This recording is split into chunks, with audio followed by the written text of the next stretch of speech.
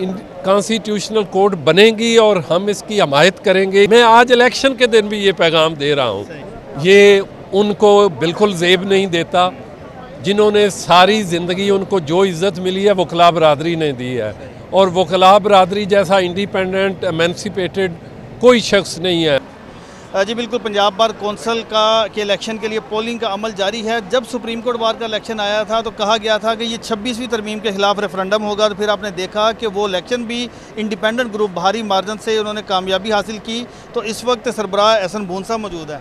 Sir, कैसा देख रहे हैं आज का इलेक्शन? मैं आज का इलेक्शन भी समझता हूँ कि वकला बरादरी इंडिपेंडेंट ग्रुप के हमायत याफ्ता कैंडिडेट्स को इंशाल्लाह कामयाब करेगी, चूँकि वकला बरादरी समझती है कि दूसरा ग्रुप सिर्फ वकला को अपने मफाद के लिए इस्तेमाल करता है। वेयर एज़ के वकला की जो वेलफेयर की बात है, जो वकला कम्युनिटी के काम करने की बात है, वो इंडिपेंडेंट ग्रुप करता है। इसलिए मैं समझता हूँ कि आप देखेंगे अल्लाह के फजलो करम से, क्योंकि वो भी हमारी मुतालबा है कि कॉन्स्टिट्यूशनल कोर्ट होनी चाहिए। मैं उसी की तरफ आता हूँ, पहले एक बात का जवाब दे दें। हामिद खान साहब ने कहा कि जी इन्होंने सुप्रीम कोर्ट बार में नई मेंबरशिप की, इन्होंने नौकरियों के लारे दिए, तो इसलिए ये इलेक्शन जीते। देखें, ये उनको बिल्कुल ज़ेब नहीं देता जिन्होंने सारी ज़िंदगी उनको जो इज़्ज़त मिली है वकला बरादरी ने दी है, और वकला बरादरी जैसा इंडिपेंडेंट एमेंसिपेटेड कोई शख्स नहीं है, और वो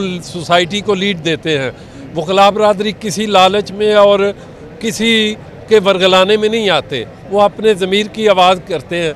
और इसलिए मैं समझता हूँ कि ये उनका इल्ज़ाम लगाना, ख़ास तौर पे भावलपुर का नाम लेकर सारी ज़िंदगी वहाँ से वोट लेते रहे हैं, अब अगर नहीं मिले तो ये इल्ज़ाम लगाने शुरू कर दिए। इस उम्र के इस हिस्से में पॉजिटिव पॉलिटिक्स करते हैं, इंतशार की पॉलिटिक्स नहीं करते। सर, 4 माह पहले आपने कहा था कि जी 27वीं तरमीम हर सूरत होगी, कॉन्स्टिट्यूशनल कोर्ट बनेगी, तो उस वक्त लोग शायद उन्होंने उस बात को संजीदा नहीं लिया, लेकिन आज हर तरफ से ही यही आवाज़ आ रही है। मैं ये समझता हूँ कि कॉन्स्टिट्यूशनल कोर्ट बननी चाहिए।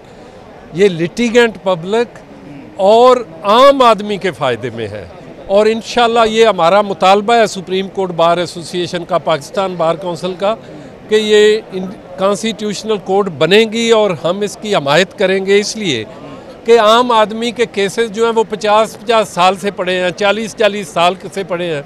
ये जो लोग हैं, ये इनके केसेस जो हैं अशराफिया के, कभी सैनेट, कभी रिजर्व सीटें, कभी नेशनल असम्बली की सीटें, कभी ये अमेंडमेंट के, ये अल्ले तल्ले जो हैं, इनसे आम लिटिगेंट पब्लिक का नुकसान होता है। तो ये इनके लिए, इनके केसेस के लिए, और आर्टिकल 199 से जितने केस हराइज होते हैं, वो मैं समझता हूँ कि उस कॉन्स्टिट्यूशनल कोर्ट में, मैं आज इलेक्शन के दिन भी ये पैगाम दे रहा हूँ कि इंशाल्लाह ताला कॉन्स्टिट्यूशनल कोर्ट की हमारी डिमांड है और हम उसके लिए जिद्दोजहद करेंगे। और मज़ीद क्या और होने जा रहा है 27वीं तरमीम में? मेरा नहीं ख्याल, हमारा कंसर्न सिर्फ और सिर्फ अपनी लिटिगेंट के हवाले से बात हो रही है कि मेरा नहीं ख्याल, देखें मेरा ज़ाती ख्याल ये है कि हमें सबसे पहले और सबसे सिर्फ जो एक आम पब्लिक के लिए बेहतर है उस काम के लिए करना चाहिए। और पार्लियामेंट के लोगों से भी मेरी दरख्वास्त है कि आप मुतनाज़ा इशू पे मत जाएं। आप जो 18वीं तरमीम को रोल बैक करने नहीं, मेरा नहीं ख्याल वो होगा और ना होना चाहिए, बल्कि उनको चाहिए कि जो लिटिगेंट पब्लिक के लिए, वकला बरादरी के लिए बेहतर है, इसको मुतनाज़ा किए बगैर इसको कामयाब करें, बजाय इसके कॉन्स्टिट्यूशनल कोर्ट बनाएं। हाँ, और उसमें ये इस्लामाबाद हाई कोर्ट के जजों, मतलब ओवरऑल हाई कोर्ट के जजों को ट्रांसफर पोस्टिंग भी शामिल नहीं भी, ये तो बाद की बात है, देखते हैं इसको, खैर होगी इंशाल्लाह।